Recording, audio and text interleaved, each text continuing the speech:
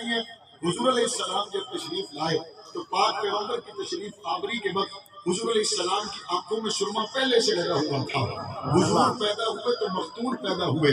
میں نے کہا حضرت آمنہ بتائیے جب حضور آئے اس وقت آپ کے گھر کی حالت کیا ہے؟ اما آمنہ کہتی ہیں گھر میں چراغ میں جلانے کے لیے تیل بھی نہیں تھا. میں نے کہا ربا آیا تو نبیوں کا نبی ہے اور آیا غریب گھر میں، آیا تو نبیوں کا نبی ہے اور سر پہ باپ عبداللہ کا سایہ نہیں ہے. میرے نبی نے آ کر سب سے پہلے جو میسج دیا وہ دنیا کے غریبوں کو دیا. غریبوں تمہارے ساتھ یاریاں تھوڑے لوگ لگائیں گے، دل چھوٹا نہ کرنا، میں محمد تم غریبوں کا نبی بن کے آیا ہوں. یتیموں تمہارے ساتھ دوستیاں لوگ کم کریں گے، یتیموں دل چھوٹا نہ کرنا، میں محمد تم یتیموں کا نبی بن کے آیا ہوں. میں نے کہا رب کریم آپ نے پاک پیغمبر کو یتیم بھیجا، غریب بھیجا، اس کے اندر حکمتیں کیا ہیں؟ بشیت کہتی ہے ذرا غور تو کرو، دیکھو تو صحیح. پیغمبر آیا غریب ہے، پیغمبر آیا یتیم ہے، لیکن ذرا منظر تو دیکھو. اس پیغمبر کے پاؤں، اس در یتیم کے قدم اگر آمنہ کی گود میں لگے ہم نے آمنہ کو اونچا کر دیا. اس کے قدم اگر حلیمہ کی گود میں آئے ہم نے حلیمہ کو اونچا کر دیا. اس کے قدم حلیمہ کی سواری پہ آئے ہم نے حلیمہ کی سواری کو اونچا کر دیا. اس کے قدم ابو بکر کے کندھوں پہ آئے ہم نے ابو بکر کو اونچا کر دیا. اس کے قدم عائشہ صدیقہ کے بستر پہ آئے تو ہم نے ان کو بھی اونچا کر دیا. یہ تو مصطفیٰ کی نسبت اتنی بلند و بالا ہے. اگر حبشے کے کالے غلام ابن غلام بلال کے ساتھ پاک پیغمبر کی اور بلال کی پاک پیغمبر کے ساتھ نسبت ہو جائے تو اللہ اس کالے غلام کو بھی اتنا اونچا کرتا ہے کہ فتح مکہ کے موقع پر میرے نبی نے فرمایا بلال کعبے کی چھت پر چڑھ کر اذان دو. یا رسول اللہ میں غلام کعبے کی چھت پر چڑھوں؟ پاک پیغمبر نے کعبے کی چھت پر کھڑا کر کے بلال سے اذان دلوا کے بتایا کہ میں محمد دنیا کو نیچا کرنے کے لیے نہیں، اونچا کرنے کے لیے حضور تشریف لائے. دنیا کو نیچا کرنے کے لیے نہیں آئے، دنیا کو اونچا کرنے کے لیے آئے. ہو سکتا ہے کوئی بندہ یہاں پہ اعتراض کرے اور یہ کہے کہ جناب اگر حضور نے ابو بکر کے کندھوں پہ سواری کی ہے یہ تو کوئی بڑی بات نہیں. حضور نے تو اونٹ پر بھی سواری کی، حضور نے تو خچر پر بھی سواری کی، حضور نے تو گھوڑے پر بھی سواری کی. اگر حضور ابو بکر کے کندھوں پر بیٹھ گئے تو یہ بڑی بات کوئی نہیں. میں نے کہا سوال تیرا ہے، تیرے ہی سوال کے اندر سے تجھے جواب دیتا ہوں. میں نے مانا کہ حضور نے گھوڑے پہ بھی سواری کی ہے، میں نے مانا حضور نے خچر پہ بھی سواری کی ہے، میں نے مانا حضور نے اونٹ پہ بھی سواری کی ہے. بس مجھے یہ بتا سوال ہو جائے وہ اونٹ سارے اونٹوں سے اعلیٰ ہے یا کوئی نہ؟ بس مجھے اتنا بتاؤ جس گھوڑے پہ آقا سوار ہو وہ گھوڑا دنیا کے سارے گھوڑوں سے اعلیٰ ہے یا کوئی نہ؟ جس خچر پہ آقا سوار ہو وہ خچر دنیا کے سارے خچروں سے اعلیٰ ہے یا کوئی نہ؟ کہتا جی بالکل اعلیٰ ہے. میں نے کہا عقل کے اندھے جب گھوڑوں کو گھوڑوں میں اعلیٰ نبی کی وجہ سے مانتا ہے جس نے 3 دن 3 رات غار میں پاک پیغمبر کو گود میں سلا کے دیکھا وہ ابو بکر تمام صحابہ سے اعلیٰ ہے. صدیق نے پاک پیغمبر کو کندھوں پہ اٹھایا وہ ابو بکر تمام صحابہ سے اعلیٰ ہے. جس ابو بکر صدیق نے پاک پیغمبر کے ساتھ 18 سال کی عمر میں رفاقت قائم ہوئی اور حضور کی سب سے پہلے تصدیق کرنے والا ابو بکر صدیق کس موقع پر؟ جب پاک پیغمبر کا یہ سورج طلوع ہوا، جب پاک پیغمبر کا یہ سورج طلوع ہوا، جب سورج طلوع ہوتا اس کے ساتھ کرنیں کوئی نہیں ہوتی، اس کے ساتھ شعاعیں کوئی نہیں ہوتی. اس وقت دیکھنے والا دیکھ کر کہتا ہے اس کی تھوڑی سی روشنی ہے، اس کو قابو کرنا میرے لیے کوئی مسئلہ نہیں ہے. اسی لیے حضور نے فاران کی چوٹی پر جب قولوا لا الہ الا اللہ تفلحون کا نعرہ لگایا ابو لہب نے فوراً حضور پر پتھر پھینکا. اس کے ذہن میں یہ تھا اکیلا ہے، اس کے ذہن میں یہ تھا یہ تھوڑی روشنی ہے، ان کو قابو کرنا آسان ہے. لیکن وہ جانتا نہیں تھا کہ پاک پیغمبر کو اللہ نے سورج کے ساتھ تشبیہ دی ہے اور سورج کے ساتھ تشبیہ دینے میں ایک بڑی وجہ یہ بھی ہے کہ دنیا کی ساری طاقتیں مل جائیں سورج کی رفتار کو کم نہیں کر سکتے. دنیا کی ساری طاقتیں مل جائیں سورج کی رفتار کو کم نہیں کر سکتے. قرآن کیا کہتا ہے؟ قرآن کہتا ہے یریدون لیطفئوا نور اللہ بافواہہم. یہ سارے دنیا کے کافر مل کر پھونکوں سے اللہ کے جلائے ہوئے چراغ کو بجھانا چاہتے ہیں. جو چراغ رب جلائے بھلا اس کو بھی کوئی بجھا سکتا ہے. ابو لہب نے پتھر مارا اور کہا کہ ہم تمہاری بات کو سننے اور ماننے کے لیے تیار نہیں. لیکن اس کے ذہن میں یہ تھا سورج اکیلا ہے، ساتھ شعاع کوئی نہیں، روشنی کم ہے، اس کا راستہ روکنا کون سا مسئلہ ہے. لیکن جیسے یہ سورج تھوڑا سا اوپر ہوا جلال پور کے لوگوں جو اس کے ساتھ پہلی کرن ملی اس کو ابو بکر صدیق کہتے ہیں. جو دوسری کرن ان کے ساتھ ملی اس کو خدیجہ خاصیت الکبریٰ کہتے ہیں، جو تیسری کرن ان کے ساتھ ملی اس کو علی المرتضیٰ کہتے ہیں، اور 40ویں کرن جو اس سورج کے ساتھ ملی اس کو عمر ابن خطاب کہتے ہیں۔ اور جب 40ویں کرن ساتھ مل گئی اس وقت رب کا بھیجا ہوا یہ سورج اتنا مضبوط ہو چکا تھا کہ حضرت عمر نے کہا یا رسول اللہ ایمان عمر لے کے آئے اور نمازیں گھر میں پڑھی، یہ نہیں ہو سکتا۔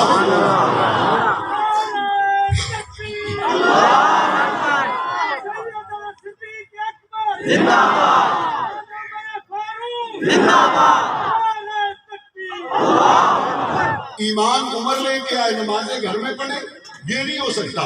دروازے کعبے کے کھل گئے جناب عمر فاروق کے آنے سے۔ اب یہ سورج اپنی بلندی پر پہنچتا ہوا اپنی منازل طے کر رہا ہے، اور چلتے چلتے پھر سورج پر ایک زمانہ وہ بھی آتا ہے جب سورج کی آنکھوں میں آنکھیں ڈال کر دیکھنا ممکن نہیں رہتا۔ اور یہ وقت کون سا تھا؟ کوئی شک نہیں یہ وقت بدر کا بھی تھا، کوئی شک نہیں یہ وقت احد کا بھی تھا، کوئی شک نہیں یہ وقت حنین کا بھی تھا۔ لیکن آئیے میں آپ کو ایک اور منظر دکھاتا ہوں۔ یہ وقت وہ بھی ہے جہاں مکہ میں حضور کا سورج طلوع ہوا، حضور علیہ السلام کو دیوانہ کہا گیا، پاک پیغمبر علیہ السلام کے گلے میں کپڑا ڈالا گیا، حضور علیہ السلام کے راستے میں کانٹے بچھائے گئے، پاک پیغمبر کو جگہ جگہ پر مصیبتوں، تکلیفوں، آزمائشوں سے گزارا گیا۔ لیکن جب سورج اونچا طلوع ہوا اس وقت پھر کسی کی آنکھوں میں آنکھیں ڈال کر دیکھنے کی جرأت اور جسارت نہ تھی۔ یہ کون سا موقع ہے؟ یہ صلح حدیبیہ کا موقع ہے جب مکہ سے ایک کافر آیا، مکہ سے ایک کافر آیا اور حضور کے ساتھ گفتگو کرنے لگا۔ دوران گفتگو 2 مرتبہ اس کا ہاتھ حضور کی داڑھی کو لگا۔ پیچھے کھڑا ہوا ایک صحابی تھا، اس نے تلوار نکالی، تلوار کی دستی کافر کے ہاتھ پر مار کر کہا ہاتھ پیچھے کر، تیرا ہاتھ ناپاک ہے، محمد کا چہرہ پاک۔ وہ باتیں چلی گئی جب بڑے بڑے مظالم برداشت کر لیے، اپنے ہاتھ کو پیچھے رکھو، حضور کا چہرہ پاک ہے، تمہارے ہاتھ ناپاک ہے، ہم ایک لمحے کے لیے تمہارے ناپاک چہرے کو حضور کی مبارک داڑھی کے بالوں کے ساتھ لگتا ہوا گوارا نہیں کر سکتے۔ جس کے ہاتھ پہ صحابی نے تلوار کا دستہ مارا یہ کون تھا؟ جس کے ہاتھ پہ صحابی نے تلوار کی دستی ماری یہ کون تھا؟ یہ کافر ہے۔ اور جب صحابی نے اس کے ہاتھ پر تلوار کی دستی ماری یہ دبک کر پیچھے بیٹھا اور سارے منظر کو دیکھنے لگا۔ کون؟ بتائیں کون؟ سارے منظر کو دیکھنے لگا کون؟ مکہ سے آنے والا کافر سارے منظر کو دیکھنے لگا، اور منظر میں کیا دیکھتا ہے کہ حضور جب لعاب ڈالے تو صحابہ زمین پہ نہیں کرنے دیتے۔ یہ منظر کو دیکھنے والا کون ہے؟ جب حضور وضو کرتے ہیں تو صحابہ وضو کے پانی کو زمین پہ نہیں آنے دیتے۔ یہ دیکھنے والا کون ہے؟ حضور علیہ السلام جب بات کرتے ہیں تو صحابہ گردن روک کر حضور کی بات سنتے ہیں۔ یہ منظر دیکھنے والا کون ہے؟ پاک پیغمبر جب بات کرتے ہیں صحابہ گردن جھکا دیتے ہیں، سانسوں کی بھی آواز نہیں آتی۔ یہ خوبصورت منظر دیکھنے والا کون ہے؟ یہ خوبصورت منظر دیکھنے والا کون ہے؟ یہ خوبصورت منظر دیکھنے والا کافر ہے۔ اور یہ کافر واپس جا کر مکہ کے کافروں سے کہتا ہے اوے کافروں سنو، محمد کے صحابہ جتنے محمد کے وفادار ہیں اتنے وفادار میں نے دنیا میں دیکھے کہیں نہیں۔ یہ مکہ کا کافر واپس جا کر کافروں سے کہتا ہے حضور کے صحابہ حضور سے جتنی محبت کرتے ہیں اتنی محبت دنیا میں کوئی اپنے بادشاہ سے، کوئی اپنے پیر سے، کوئی اپنے امام سے، کوئی اپنے استاد سے کر سکتا ہی نہیں ہے۔ اسی لیے تو حق نواز نے کہا تھا صحابہ کی عظمت وہ ہے جس کو دنیا کے کافر بھی مانتے ہیں۔ صحابہ کی عزت کو نوازنے والا کائنات کا بدترین غلیظ ترین کافر تو ہو سکتا ہے، مسلمان نہیں ہو سکتا، کیونکہ صحابہ وہ ہیں جن کی عزت کے تنکے مکہ کے کافروں نے بھی بجائے ہیں۔ عظمت صحابہ، عظمت صحابہ، صحابہ کی عظمت کو مکے کے کافروں میں جا کے بیان کرنے والا کافر تھا یا مسلمان؟ اور اس نے کیا کہا؟ اس نے کہا لعاب زمین پہ آنے نہیں دیتے، وضو کریں تو قطرے گرنے نہیں دیتے۔ اور ایک اور بات بھی اس نے کہی، اس نے کہا میں ساری دنیا پھرا ہوا ہوں، بڑے بڑے دربار دیکھیں، درباروں میں بادشاہ دیکھیں اور بادشاہوں کے بڑے بڑے درباری دیکھیں، لیکن محمد کے سپاہیوں سے زیادہ وفادار نہیں دیکھیں۔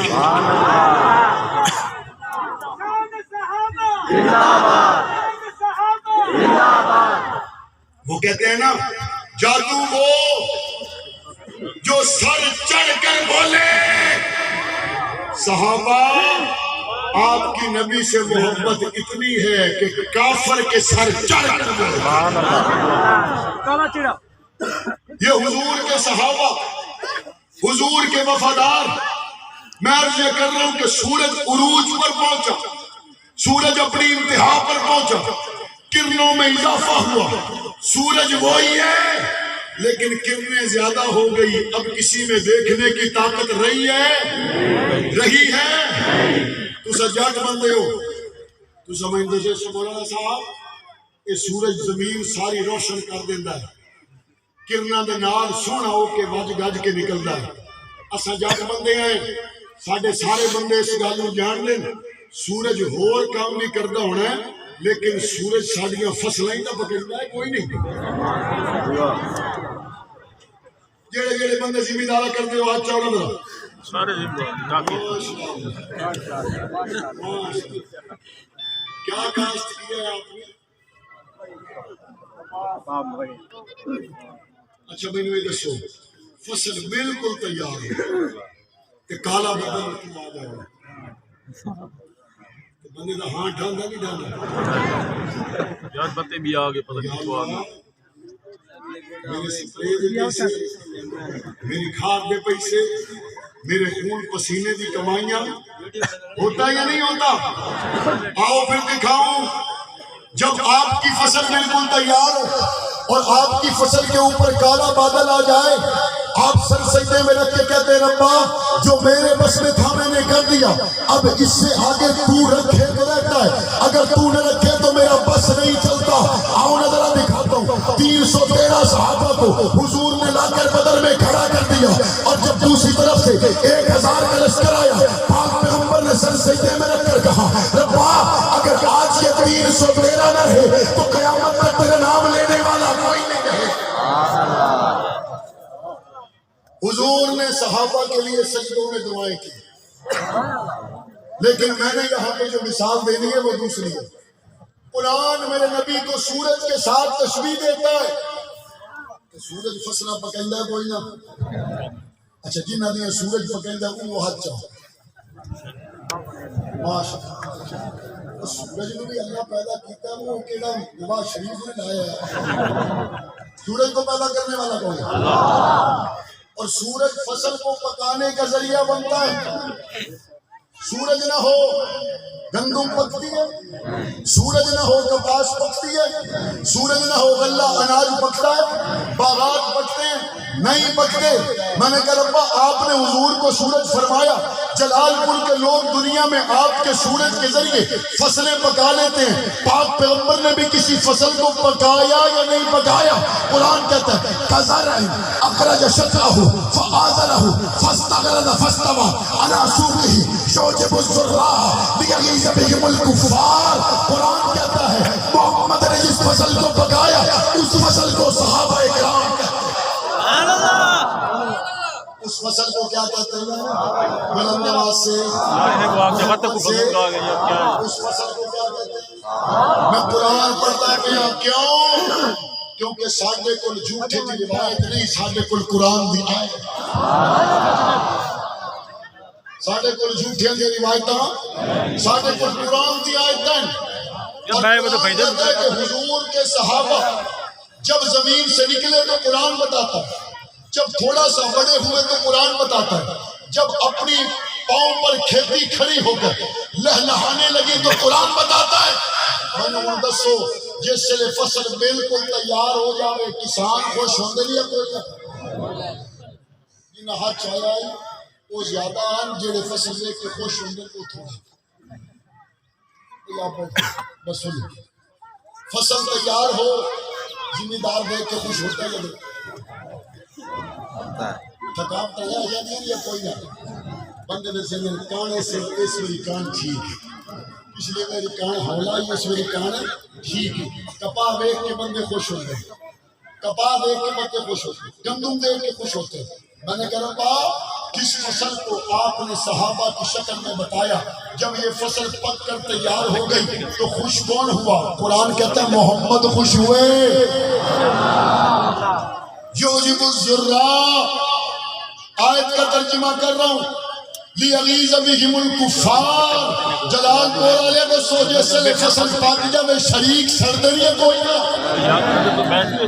قرآن کہتا ہے لیغیظ بہم الکفار، یہ صحابہ کو پکا کے لہرا کے اس لیے تیار کیا کہ حضور کا دل ٹھنڈا ہو جائے اور حضور کے دشمن جل جائے، کافر جل جائے، کافر سڑ جائے، تو پتہ یہ چلا دین کا کام کر کے اپنوں کو ٹھرانا بھی ثواب ہے، دشمن کو جلانا بھی ثواب ہے۔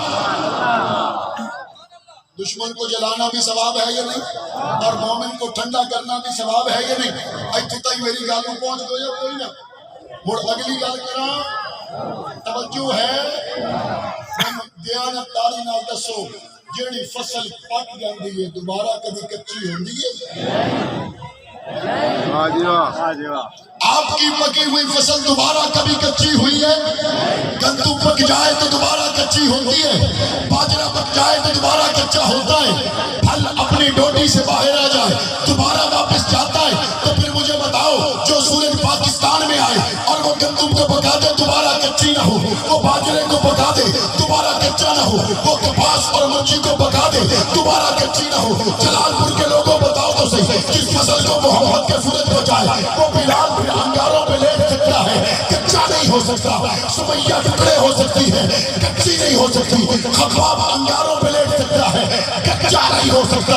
اگر میرا دنیا کے سورج ایک دانے کو پکا دے وہ کچا نہیں ہوتا، محمد کے سورج جس صحابی کو تیار کر دے وہ ٹکڑے ہو سکتا ہے، محمد کے مثل کا غدار نہیں ہو سکتا۔ نعرہ تکبیر، عظمت صحابہ، کردار صحابہ، گفتار صحابہ، شان صدیق اکبر، شان فاروق اعظم، شان عثمان غنی، شان علی مرتضیٰ، نعرہ تکبیر۔ حضور جس فصل کو پکائیں وہ کچی ہو سکتی ہے؟ حضرت خباب سب کہو رضی اللہ تعالی عنہ مدینہ میں تھے، عمر فاروق نے کہا خباب مکہ کے دور کی سختیاں بتاؤ، کہا یا رسول اللہ میں نہ دسیندہ، یہ میری کانٹ لکھی ہے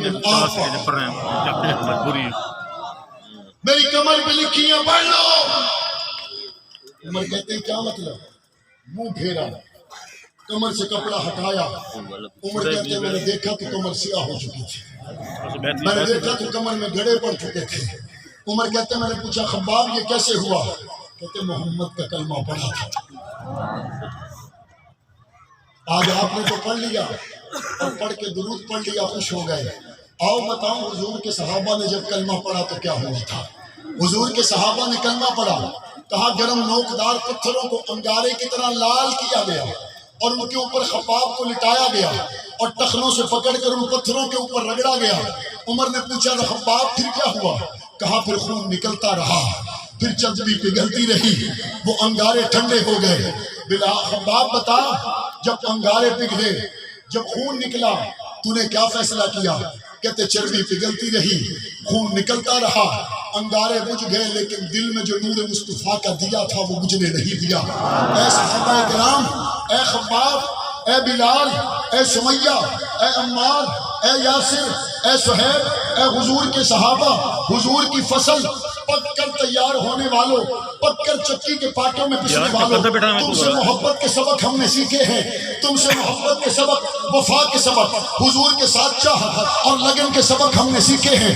ہم یہ تو نہیں کہہ سکتے آپ کے کسی ایک بال برابر قربانی دینے میں ہم آپ کے برابر آ سکتے ہیں، لیکن اتنا ضرور ہے اللہ کی توفیق سے حضور کی ختم نبوت کے لیے، حرمت عائشہ صدیقہ کے لیے، صحابہ اور اہل بیت کی حرمت کے لیے ہم نے حق نواز دیا ہے، لیکن پیچھے خدا کی قسم ہٹے نہیں ہیں۔ حرمت صدیق اکبر کے لیے ہم نے عیسیٰ القاسمی دیا ہے، ہم پیچھے ہٹے نہیں ہیں۔ ہم نے حرمت عائشہ صدیقہ کے لیے شاہ الرحمن فاروقی، اعظم طارق شعیب الرحیم، حبیب الرحمان صدیقی، علی شیر حیدری کو لیا ہے۔ ہے، پیچھے ہٹے نہیں ہے۔ خدا کی قسم 1400 سال کے بعد آپ کی قربانیوں کی تاثیر یہ ہے، جب عبدالغفور ندیم کو قبر میں رکھا، جنت کی خوشبو اللہ نے قبر سے جاری کر دی۔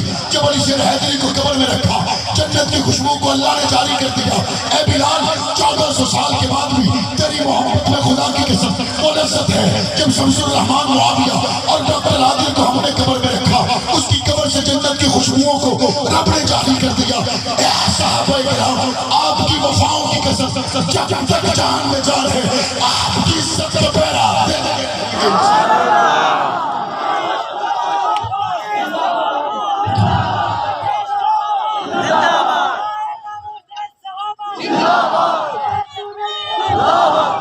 کھڑے رہیں گے نہیں کھڑے رہیں؟ ہم اسمبلیوں میں پہنچے، ڈال کوٹڑیوں سے نکل کر پہنچے۔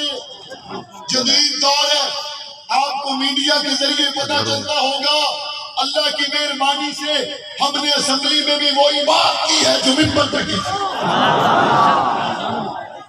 ختم نبوت کی بات آتی ہے تو آپ کا بھائی معاویہ اعظم اسمبلی میں خاموش نہیں ہوتا۔ صحابہ کی بات آتی ہے، ہم اسمبلی میں خاموش نہیں ہوتے۔ اہل بیت کی بات آتی ہے، ہم اسمبلی میں خاموش نہیں ہوتے۔ قوم کی بیٹی ڈاکٹر آسیہ کی بات آتی ہے، ہم اسمبلی میں خاموش نہیں ہوتے۔ اور انشاءاللہ آنے والے وقت میں یہ آوازیں بڑھے گی، بڑھے گی یا نہیں بڑھے گی؟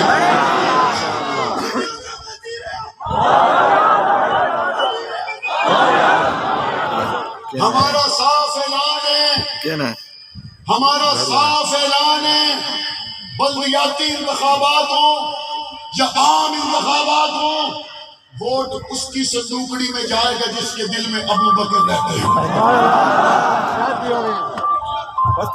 اگر کوئی آپ کو کہے میں نے گلی دی ہے، میں نے سڑک دیا ہے، میں نے سوئی گیس کا میٹر دیا ہے، اس نے آنکھ دی ہے سڑک چاہ کے لائے جا، کیونکہ صحابہ نے قرآن دیا ہے۔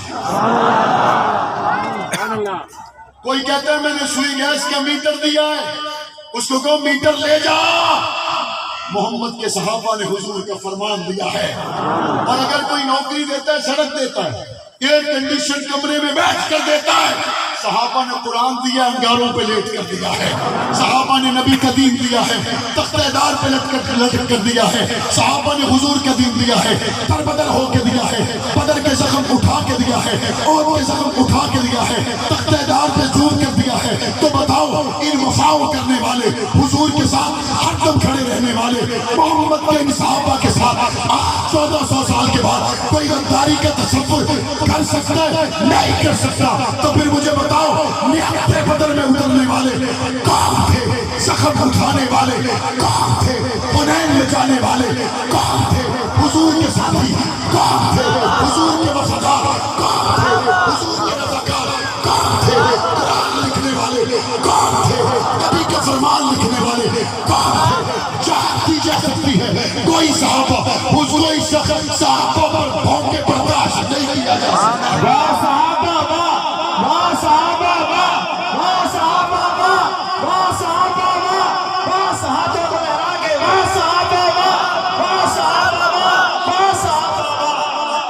محسن کون ہے؟ جن کو کلمہ ان سے ملا ہے وہ بتائیں کون ہے؟ محسن کون ہے؟ ہاتھ کھڑا کر کے بتائیں کون ہے؟ اول نبی کے وفادار کون ہے؟ اول نبی کے یار کون ہے؟ محمد کی محبت میں تختہ دار جانے والے کون ہیں؟ ہر دم وفا کرنے والے کون ہیں؟ آؤ اس سے آگے چلیں۔ فصل میرے نبی نے پکائی ہے، کس نے پکائی ہے؟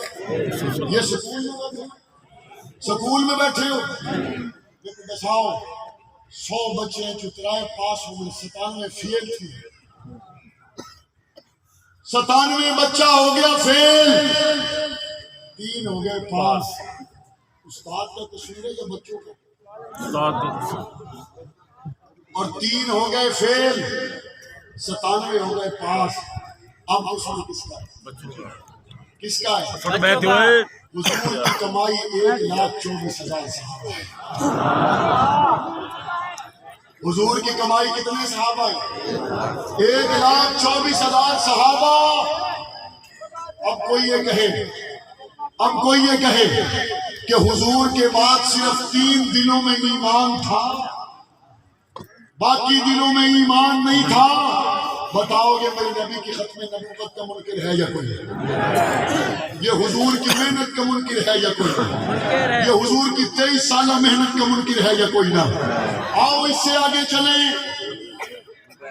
وقت آتا ہے جب سورج چلا جاتا ہے، لیکن جانے کے بعد بھی روشنی رہتی ہے، مغرب کے بعد بھی رہتی ہے۔ میرے نبی نے فرمایا میرے جانے کے بعد میرے خلفاء کا زمانہ میرا زمانہ ہے۔ حضور کے جانے کے بعد جو 30 سالہ روشنی ہے یہ حضور کے خلفاء کا زمانہ ہے۔ کوئی جلال پور کو اٹھ کر کہے گا مولانا صاحب عشاء سورج نظر کوئی نہیں آتا، میں کہتا سود دی اینک لا کے دیکھ ستارے اس سے لئی چمک۔ اس وقت آسمان پر کیا چمکتے ہیں؟ کیا چمکتے ہیں؟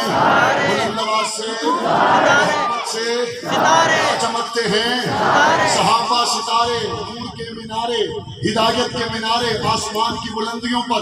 اب ایک بندہ جا کے کہتا ہے ابو بکر کو، ابو بکر مجھے تیری روشنی پسند نہیں، عمر مجھے تیری روشنی پسند نہیں، عثمان علی مجھے تیری روشنی پسند نہیں۔ وہ جواب میں پتہ کیا کہیں گے؟ وہ کہیں گے میری ہے ہی نہیں، مجھے تو سورج چمکا کے گیا ہے۔ آپ اس بات کو تو جانتے ہیں کہ ستاروں کی اپنی روشنی، ستارے رات کو چمکتے ہیں، یہ روشنی لیتے کس سے ہیں؟ بلند آواز سے کس سے لیتے ہیں؟ اب کسی کو ستارے کی چمک پسند نہ ہو، اس کا مطلب ہے منہ ستارے کی طرف ہے، دشمنی سورج سے ہے۔ جس کو نبی کا صحابی پسند نہیں، اس کا مطلب یہ ہے اس کو اللہ کا انتخاب پسند نہیں ہے، اس کا مطلب یہ ہے اس کو حضور کا یارانہ پسند نہیں ہے، اس کو حضور کا گھرانہ پسند نہیں ہے۔